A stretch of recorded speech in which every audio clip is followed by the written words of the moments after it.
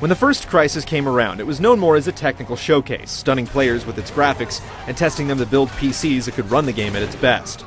Crytek's latest challenge is twofold, as Crysis 2 aims to bring a similar visual punch to multiple platforms while making the gameplay more memorable than the imagery. Get out, people!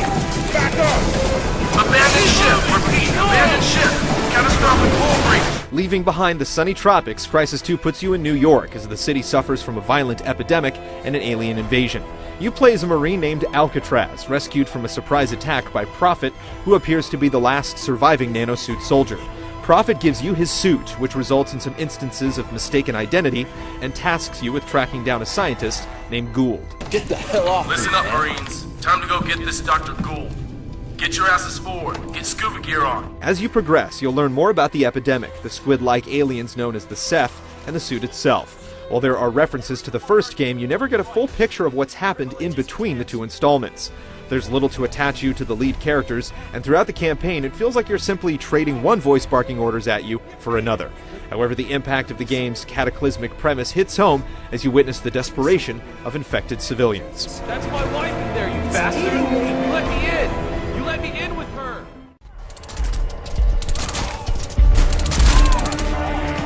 While many shooters seem to be getting shorter, the campaign in Crysis 2 lasts for a satisfying 12 hours. It doesn't wear you down despite its length, as the pacing provides ample moments to breathe between firefights. It's Chino, man! Remember me? New York City may not offer quite as much freedom as the wide landscapes of the original Crysis, but the urban environment provides plenty of vertical depth for the maps, with multiple options to approach different situations. Vehicles play a lesser role, and while there are a few short driving runs, hopping behind the wheel won't get you very far in most cases. As you scavenge for new guns, you'll find variations with attachments like scopes and silencers, which are then permanently unlocked for that class, making it easy to customize your arsenal.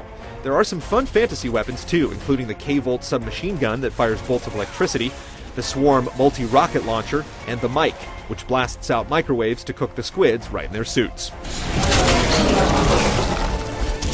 The nanosuit itself is upgradable, letting you access new abilities by collecting alien tissue samples. Some of these upgrades simply make your base powers more effective, while others grant you special capabilities, like letting you see bullet tracers or allowing you to track enemies on the move. Given the huge quantities of resources needed to unlock all the powers, though, you'll want to hunt down as many Ceph as you can. Multiplayer progression doesn't venture far from the norm. You'll rank up, spend XP on equipment, complete challenges, and reboot to roll your progression over for bragging rights, Call of Duty style. Crysis 2 has its own take on kill streaks with map-specific bonuses that let you do things like jam enemy nanosuits or call in orbital strikes. You can create your own loadouts, including weapon choices and suit abilities, many of which are unique to multiplayer, letting you reload faster, carry more ammo, and so on.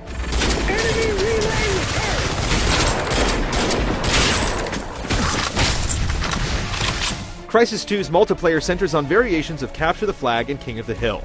Extraction has players grabbing stealth and armor upgrades that benefit the whole team, while Assault gives nanosuits to one team and equips the other with better guns.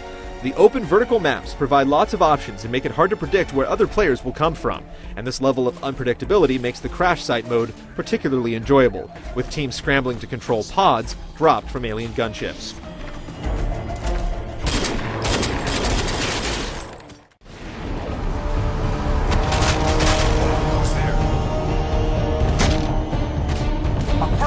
The nanosuit has been streamlined for Crysis 2, making many of its abilities feel more natural.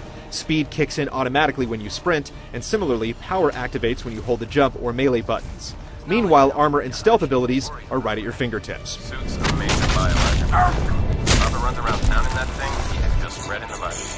Crysis 2 provides a much more physical sense of interaction, with moves reminiscent of Mirror's Edge. There's a slick ledge grab to climb buildings, and you can slide under obstacles or into enemies.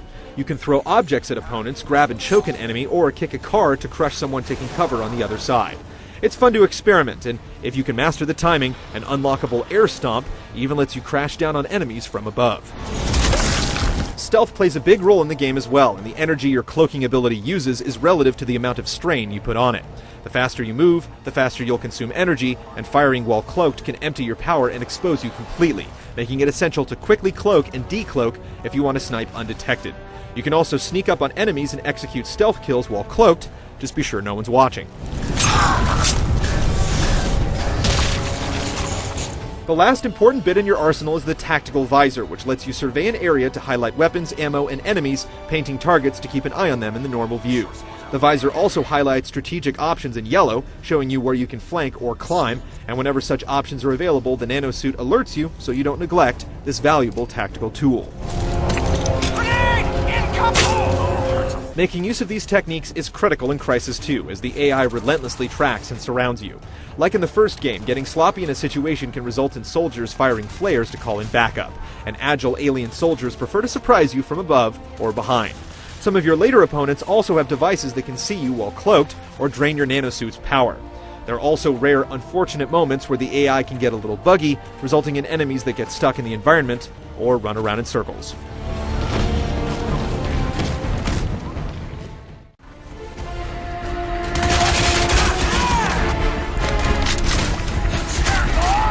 Crysis 2 is one of those games that you have to stop and stare at every now and then. Water, smoke, and flames all look fantastic. There's an emphasis on lighting as glare shines through windows, and you'll witness huge structures collapsing regularly. Characters look more natural than the leather-faced protagonists of the first game, although some do look better than others. We're gonna be dropping this guy out the back of this VTOL! You're gonna what? While the game certainly looks best on PC, the console versions aren't far behind. However, PC players who grew accustomed to digging deep to tweak specific graphic settings in the first Crysis may be surprised to find nothing but bare-bones options in Crysis 2.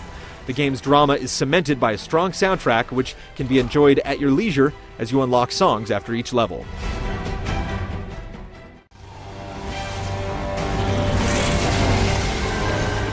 Crysis 2 takes the ideas and technical prowess of the first game and focuses them into a multifaceted experience that encourages you to go to town with its tactics and physicality. The nanosuit is what defines the Crysis 2 experience, and once you get familiar with its features, it feels as natural as a second skin.